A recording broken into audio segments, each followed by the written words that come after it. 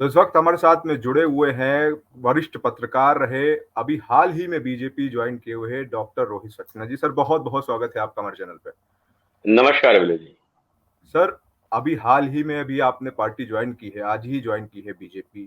जी, आप पार्टी छोड़ के क्यों, बीजेपी ही क्यों सर?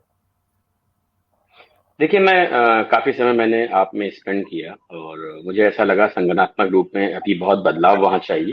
मैंने समय-समय पे बहुत कोशिश करी पार्टी के वरिष्ठ नेताओं को ये बताने के लिए कि अगर अगर यूपी के चुनावों में कुछ करना है, तो संगठन में बहुत बदलाव करना पड़ेगा, नीतियों में बदलाव करना पड़ेगा, जो पिछले कई समय से पेंडिंग चल रही थी और मुझे लगता है शायद अभी वो सीरियस नहीं है इस चीज़ को लेकर के या इस तरह के फीडबैक को लेकर के। तो और दूसरा जिस हिसाब से जो बीजेपी एक एक एक शैली में योगी जी काम कर रहे हैं और माफिया राज खत्म कर रहे हैं, तो मुझे ऐसा लगा कि काफी दिनों से it it was happening gradually कि काफी दिनों से मुझे ऐसा लगा कि शायद मुझे इसी विचारधारा के तहत जाना चाहिए और फाइनली आज मैंने ये डिसीजन ले लिया कि मैं बीजेपी का हिस्सा बनूंगा। सर, अभी हाल ही में कई सारी घटनाएं भी हुई हैं, योगीराज पे पुलिस वाले ने हत्या कर दी, ऐसी कई लखीमपुर में घटना हुई। तो बीजेपी की छवि कहीं ना कहीं धूमिल करने की कोशिश, एक तरीके से कहा जाए, दिख रही है, जो हो रही है, उसको लेकर के क्या कहेंगे? देखिए मैं भी इस मुद्दे पे मैंने काफी काफी कुछ बोला था when I was the in in opposition party. और मैं इस बात को मैंने अगर आप देखेंगे तो मैंने कैमरे के तहत भी बोला है कि ये भी एक ठीक रहा कि अगर गृह मंत्री के बेटे के खिलाफ एफआईआर हुई, अरेस्ट किया गया, तो ये भी एक कदम रहा है जिससे कानून कहीं ना कहीं मजबूत हुआ है।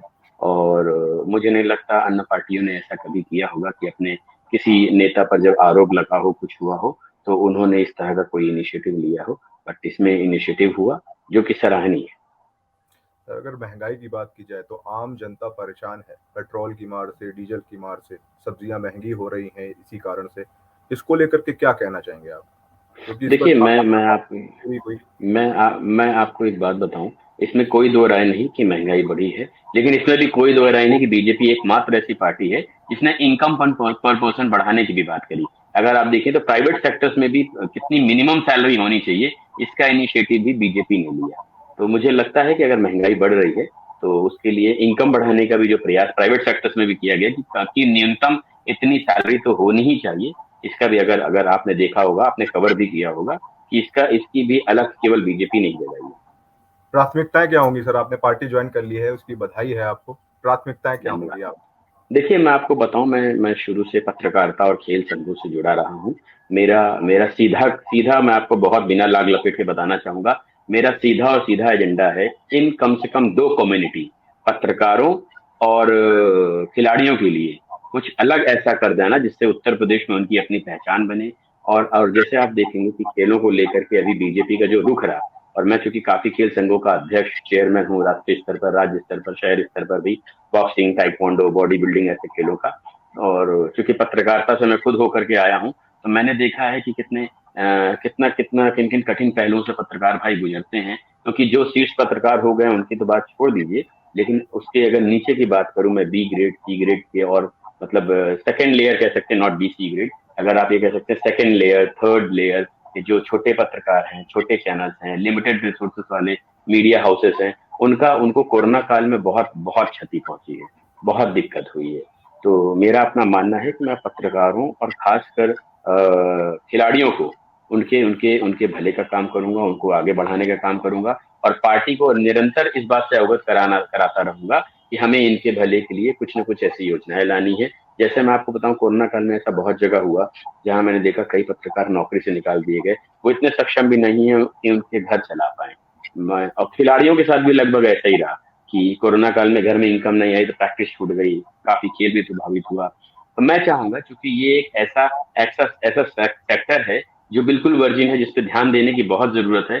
और आप देखेंगे अभी ओलंपिक में भारत ने बहुत अच्छा प्रदर्शन किया है, तो मैं इसको कंटिन्यू रखना चाहूंगा कि प्रदेश में भी ऐसा हो, क्योंकि मुझे खेलकूद को ही आगे बढ़ाने के लिए चुना गया है बीजेपी में। तो मैं पूरी कोशिश करूंगा खेलकूद और पत्रकारिता को साथ में बढ़ाऊं। क्योंकि होता क्या है, जब जब एक पत्रकार जो दिन भर सुबह से निकलता है, रात तक न्यूज कवर करता है, ईश्वर न करे यदि उसको कहीं से कोई हानि हो जाती है, कोई क्षति हो जाती है, उसका अपना संस्थान है, उसको कई ऐसे लोग हैं जिनको साथ नहीं देते। फिर उनका घर बिल्कुल मुहाने पे आ जाता है।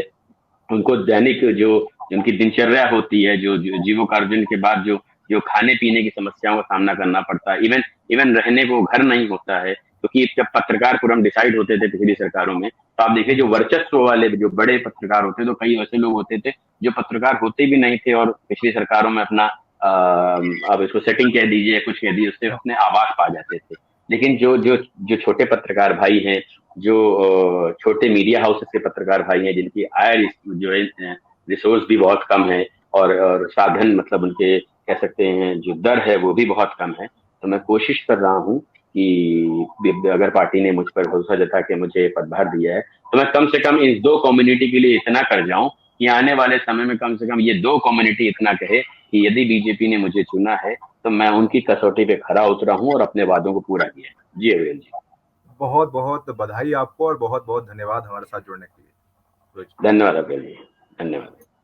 तो ये थे हमारे साथ में हाल ही में बीजेपी पार्टी को ज्वाइन करने वाले वरिष्ठ पत्रकार डॉक्टर रोहित सक्सेना जी, जिन्होंने बताया कि किस तरीके से उनकी प्राथमिकताएं जो हैं वो दो होंगी, पत्रकारों और खिलाड़ियों को लेकर के यही प्राथमिकताएं हैं, इसी को लेकर के वो आगे कार्य जो है पार्टी में करेंगे और पत्रकारों के हित की बात सरकार तक पहुंचाने का एक मीडियम बनेंगे। आप देखते रहिए न्यूज प्लस, वीडियो को शेयर करिए, चैनल को सब्सक्राइब करिए और बने रहिए हमारे साथ। नमस्कार।